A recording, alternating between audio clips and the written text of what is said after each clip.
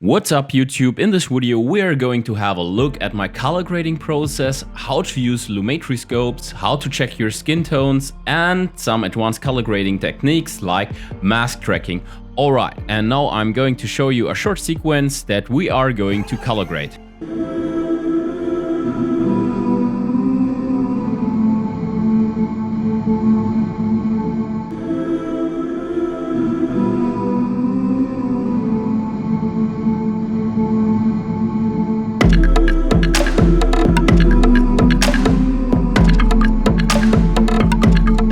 This is just a short edit from a music video that I shot last month in Egypt. The whole music video is linked in the description and it is worth watching. But first things first, if you are shooting on a Sony camera like me, let's quickly have a look at my picture profile settings. Alright, we quickly open up the picture profile menu on our camera. Currently I've set it on PP9 and basically I shoot everything in HLG3 with color mode BT 2020. And this is all you have to set. You can leave the rest at standard. I tried other picture profiles, but for me this is the best.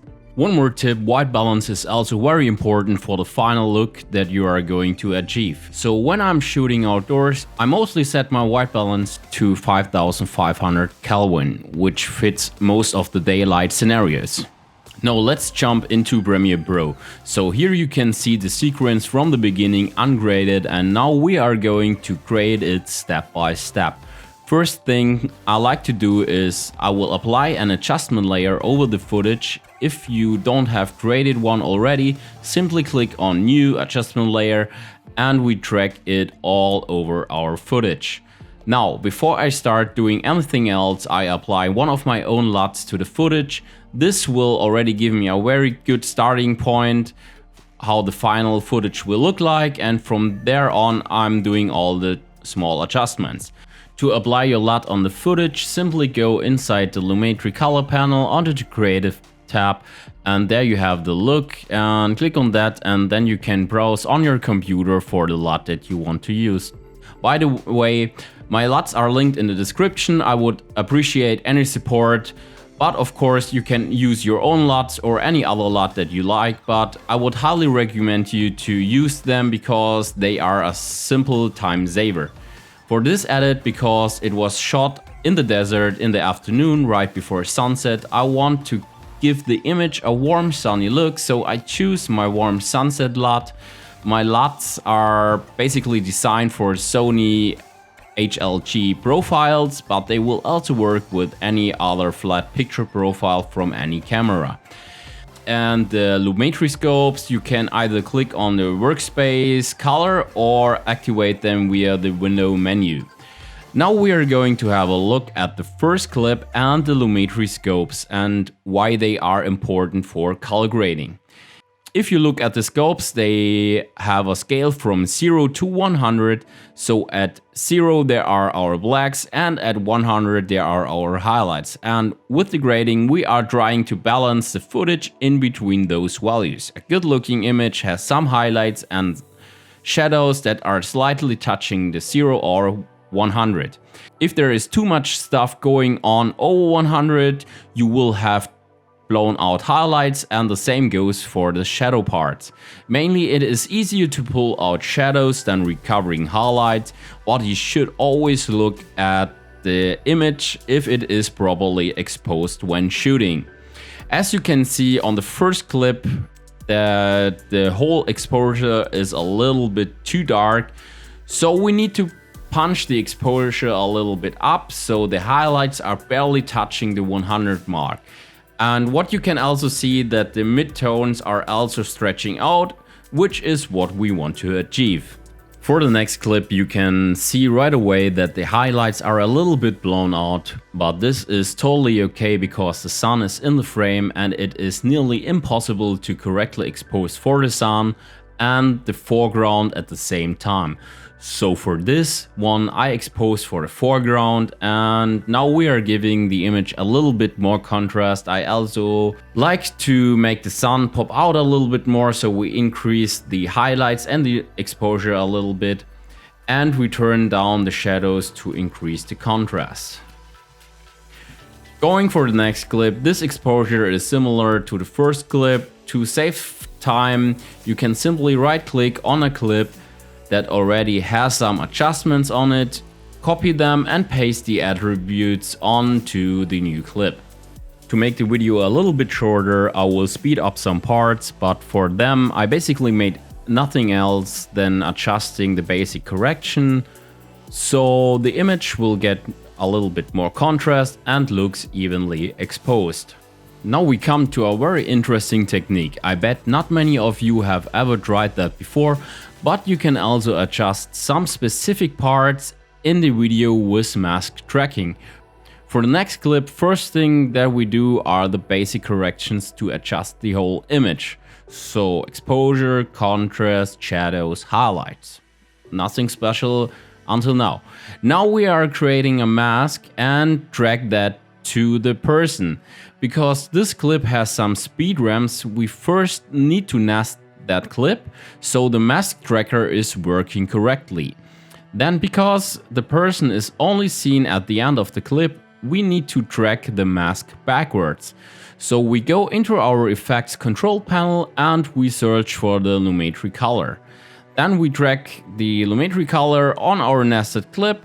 Next we are clicking on that mask icon, and as you can see, Premiere is automatically drawing our circle mask. We then adjust the mask to our need by dragging the edges around. We also need to increase the mask feather a lot so we don't get harsh edges on our mask. Then we start our second color correction onto this mask because the face and the whole body is a little bit too dark, so we pull the exposure, contrast and the shadows up. And then again, I thought that we would need to extend the mask also around her body, so the whole person pops out a little bit more. Then in the effects panel you can see the arrows by the mask section. Now we click the arrow to the left to drag the mask backwards, and Premiere is doing all the magic without having to do anything. So after Premiere is done loading, you can clearly see that the mask is following the person and the result is really good. So for that color grading purpose, that function works just fine. Now I quickly want to show you another technique. How you can check your skin tones if they are still in an okay area, because we don't want to have a color cast on the skin tones. In the effects control panel you can see the opacity function. By clicking the circle mask icon, you can then drag the mask on the skin area of a person. For example, we narrow the mask down to fit the person's face. Then we can go back to the Lumetri scopes, right click on it and open the vector scopes. And now we can see if the skin tone have any color cast on them. This line here is our skin tone area and it shows you if you have a color cast on your skin tone or not. On my footage I see a little green-yellow color cast on the skin, so I fixed that by changing the white balance a little bit, and as you can see the colors are now perfectly lined up. Then we can remove the mask again and work with the normal footage. Now on to the next clip. This is pretty easy to create. As you can see on the Lumetri scopes, most of the clip is underexposed. So we need to rise up the exposure to lift that scope up. One thing that you maybe need to understand is the exposure slider rises the complete exposure of a clip, even the highlights, midtones and shadow parts. With the contrast slider we split the highlight shadows, so highlights become more brighter and shadows become more darker. And when one value goes over the scopes, we can then compromise that with the highlight or shadow slider. As you can see, the next clip almost looks identical to the last one, so we can simply copy the attributes again. And as you can see, even small changes make a huge difference. We will speed the next few clips up, as there is basically nothing special about them, only some slight exposure and contrast changes. The following clip is a bit special as it was shot earlier in the day where the lighting conditions were different. So you guessed it, first thing that we do is we change exposure, contrast, highlights and shadows. After that we nest the clip, add a new Lumetri color effect on it, mask the person, increase the mask feather.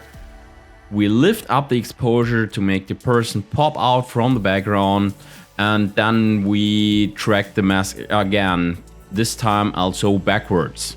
And again, as you can see, Premiere did a really good job at tracking that mask.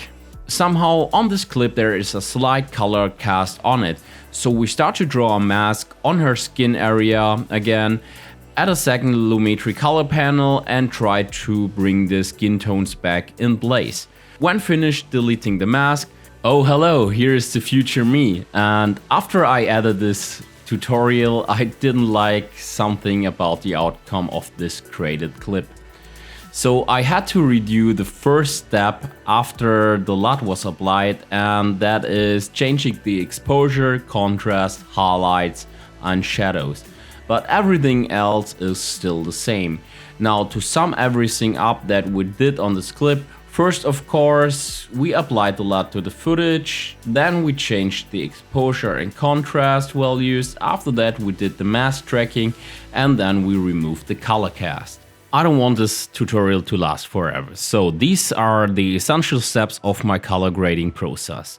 Sometimes it is enough to add a LUT, but remember, LUTs can be a time saver, but they are not meant to be a one-click solution. So sometimes you either need to decrease the intensity of a LUT or you need to change the exposure values so that it fits your footage. And when you want to advance the grading, you can use the mask tracking technique to highlight faces, persons or any other object. And as a last step, you should look for any color cast and remove it. So I hope this was helpful to you, and if you have any question, leave it in the comments, I will get back to you. So thanks for watching, stay safe and see you next time.